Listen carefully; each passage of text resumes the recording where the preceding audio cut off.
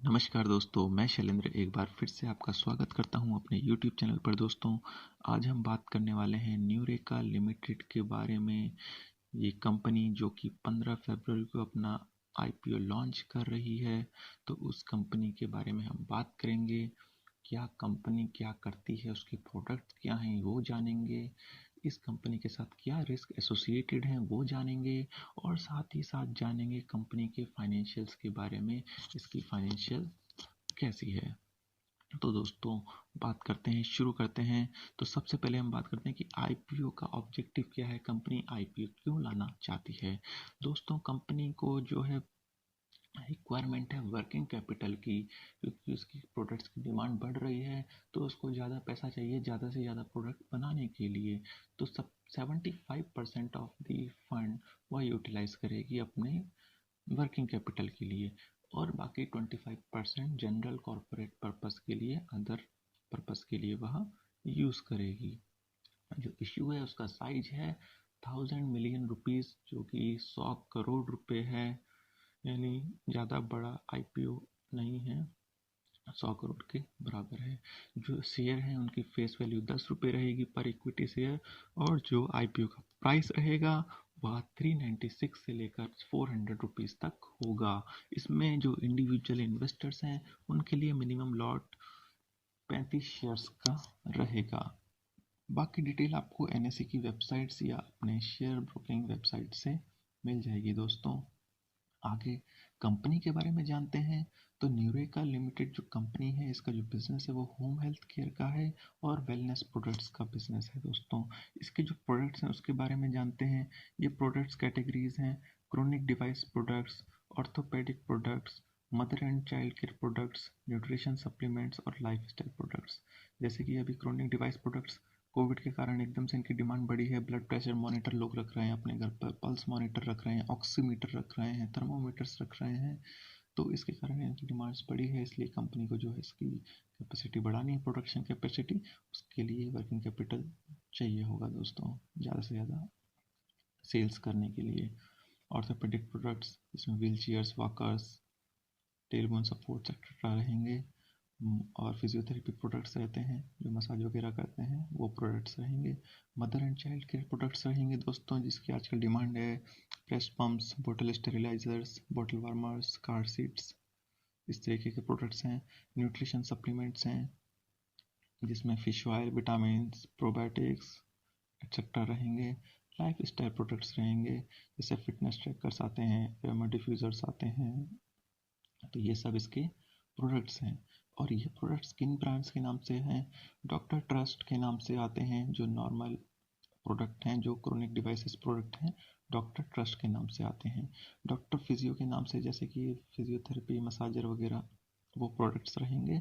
और ट्रूमम के नाम से mother and child care products इसके इन 3 ब्रांड से आते हैं।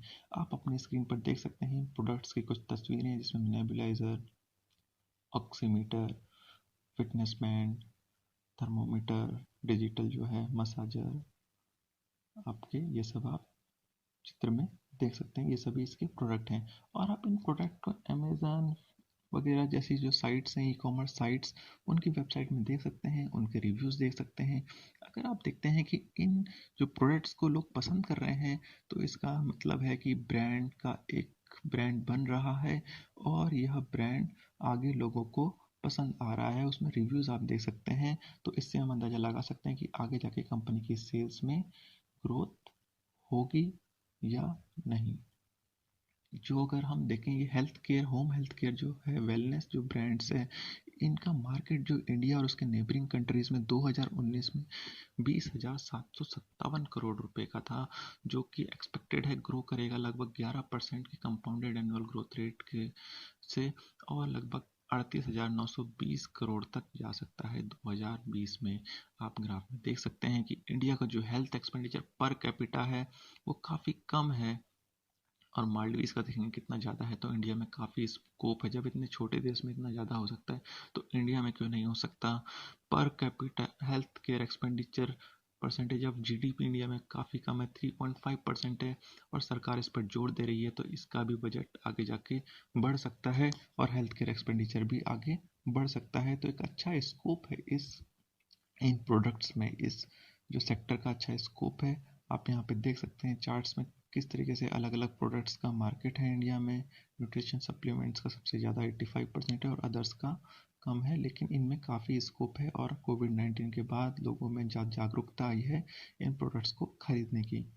आप इस चार्ट में देख सकते हैं कि 2019 में सभी प्रोडक्ट्स का लगभग जो है कितना परसेंटेज हिस्सा है रेवेन्यू वो जनरेट दिखाया गया है, और कितना ग्रोथ है 2020 में और 2025 में। तो आप देखेंगे लगभग 6% से लेकर 11% तक की जो ग्रोथ है वह दर्शाई गई है, जो कि एस्टिमेटेड है कि इन प्रोडक्ट्स में होगी। अब आगे जानते हैं इस कंपनी के प्रोमोटर्स के बारे में। तो दोस्तों, इस कंपनी के प्रोडक्ट जो मेन प्रोमोटर हैं जिन्होंने स्टार्ट की थी, सौरभ गोयल। उनके अलावा पायल गोयल, आर्यन गोयल, स्मिता गोयल, मतलब फैमिली बिजनेस है अभी तक, जो कि अब पब्लिक सेक्टर में कन्वर्ट हो गई है। तो पब्लिक कंपनी बन चुकी है। तो इनका फिलहाल अभी जो आईपीओ से पहले की शेयर होल्डिंग है वो आपके सामने है। 46% पायल गोयल, सौरभ गोयल, एंड उनके बाद बाकी जो 3 हैं उनकी 0.01 से भी कम होल्डिंग है दोस्तों। अगर हम एमसीए में देखें तो इनकी जो डिटेल हैं, जो इनके डायरेक्टर्स वगैरह हैं, आपकी स्क्रीन पर दिख रहे हैं। इनकी बिगिन डेट देखिए, सौरभ गोयल जी ने स्टार्ट की थी, लेकिन पब्लिक कंपनी होने के बाद 2020 में कन्वर्ट होने के बाद इन्होंने बाकी लोगों को भी ऐड किया है कंपनी के मैनेजमेंट में, डायरेक्टर्स में। कंपनी की अगर हम रिस्क की बात करें, क्या क्या रिस्क एसोसिएटेड है कंपनी में, तो कंपनी के दोस्तों जो इसके प्रोडक्ट्स हैं वो डिपेंड करते, जो मैन्युफैक्चर करती है थर्ड पार्टीज पर हैं, असेंबल होने के बाद बनाती है। तो अगर थर्ड पार्टीज के और इस कंपनी के बीच में कोई समझौता टूटता है या कोई परेशानी आती है तो मैन्युफैक्चरिंग में प्रॉब्लम आएगी, तो सेल्स में प्रॉब्लम आएगी, कंपनी के रेवेन्यू में प्रॉब्लम आ सकती है। उसके अलावा ये चैनल पार्टनर्स पे डिपेंड करती है। ई कॉमर्स सेल्स के लिए अगर कंपनी और चैनल पार्टनर्स के बीच में कोई प्रॉब्लम होता है तो इसकी सेल्स में प्रॉब्लम आएगा, जो रेवेन्यू और प्रॉफिट में आगे जाके प्रॉब्लम कर सकता है। बाकी रिस्क दोस्तों, एक रिस्क यह है कि कंपनी का 2020 दिसंबर में इनकम टैक्स की तरफ से जो है सीजर हुआ था, छापा पड़ा था, जिसमें कंपनी के प्रोमोटर्स सौरभ गोयल, मेंबर्स आर्यन गोयल, पायल गोयल, स्मिता गोयल, इनके घर में इनकम टैक्स ऑफिशियल का छापा पड़ा था। और नेक्टर लाइफ साइंसेज लिमिटेड जो कंपनी है उस केस में, जो कि इनकी फैमिली मेंबर्स की है, संजीव गोयल, रमन गोयल, उस केस में इनके घर पे छापा हुआ था और इनकम टैक्स ने कुछ सामान सीज किया था, जिसमें मोबाइल, कैश, ज्वेलरी वगैरह थी, जो कि सीज किया था। लेकिन उसके बाद से और जब तक ये आईपीओ का रेड हेरिंग प्रोस्पेक्टस आ रहा है, आरएचपी, उस समय तक इनकम टैक्स का कोई कम्युनिकेशन नहीं आया है। और कंपनी ने जो है अपने आप को, प्रोमोटर्स ने नेक्टर लाइफ साइंसेज लिमिटेड से अलग कर दिया है। इन फैमिली मेंबर्स के बीच पार्टीशन डीड हुई है, जिसके जिसके वजह से अब यह अपने आप को इन्होंने नेक्टर लाइफ साइंसेज लिमिटेड से अलग कर दिया है। इन्होंने सेबी में एप्लीकेशन भी दी है कि नेक्टर लाइफ साइंसेज लिमिटेड को कंपनी की ग्रुप कंपनीज को में ना माना जाए, और सेबी ने इनकी जो एप्लीकेशन है उसको अप्रूव भी कर दिया है। तो इस रिस्क को कंपनी ने इस तरीके से कम किया है दोस्तों। इसके अलावा कंपनी के जो डायरेक्टर्स हैं, कंपनी के ऊपर कोई अदर लिटिगेशंस नहीं है दोस्तों, एज पर इनके रेड हेरिंग प्रोस्पेक्टस। आगे बात करते हैं कंपनी के जो ऑपरेशन और फाइनेंशियल हिस्ट्री है, वह ज़्यादा नहीं है, क्योंकि अभी नई कंपनी 2017 में ही शुरू हुई है। तो हम पे 3 साल का ही डाटा है, 3 या 4 साल का डाटा है। तो अभी लंबा डाटा नहीं है कि कंपनी कैसा ग्रोथ कर रही है। जो मेन ग्रोथ हुई है लास्ट के 2 ईयर्स में हुई है। तो एक हम आपको ज़्यादा नहीं बता सकते कि कितना कंपनी आगे ग्रोथ करेगी पिछला हिस्ट्री देखते हुए, लेकिन जो अभी की हिस्ट्री है उसको हम अभी आगे फाइनेंशियल में जानेंगे। बाकी दोस्तों, जो कंपनी है अपनी प्रॉपर्टीज़ में, इनका मैन्युफैक्चरिंग यूनिट नहीं है, लीज्ड प्रॉपर्टीज़ हैं। तो अगर इसके लैंडलॉर्ड्स जो लीजर लेसी हैं, लेसर और लेसी के बीच में अगर कोई प्रॉब्लम आता है तो एक रिस्क एसोसिएटेड है कि काम हॉल्ट हो सकता है, सेल्स में प्रॉब्लम पड़ सकती है, रेवेन्यू और प्रॉफिट में प्रॉब्लम आ सकती है इसके कारण। तो ये इसके कुछ रिस्क हैं दोस्तों। अब आके बात करते हैं फाइनेंशियल के बारे में। तो फाइनेंशियल अगर हम इसके देखें तो देखेंगे, आप एसेट सबसे पहले देखते हैं। तो एसेट में आप देखिए, राइट ऑफ यूज एसेट्स अभी 2020 में बढ़े हैं, यानी ज़्यादा से ज़्यादा लीज ये एक्वायर कर रहे हैं, लीज पर प्रॉपर्टी, और उसको यूज़ कर रहे हैं मैन्युफैक्चरिंग के लिए, अपने ऑफिसेस के लिए। और बाकी अगर करंट एसेट्स में बात की जाए, इन्वेंट्री देखिए, एकदम से डबल हुई है 2019-20 के मुकाबले, 164 थी 2020 में, लेकिन इन 6 महीनों में सितंबर 2020 में 303 बन गई है।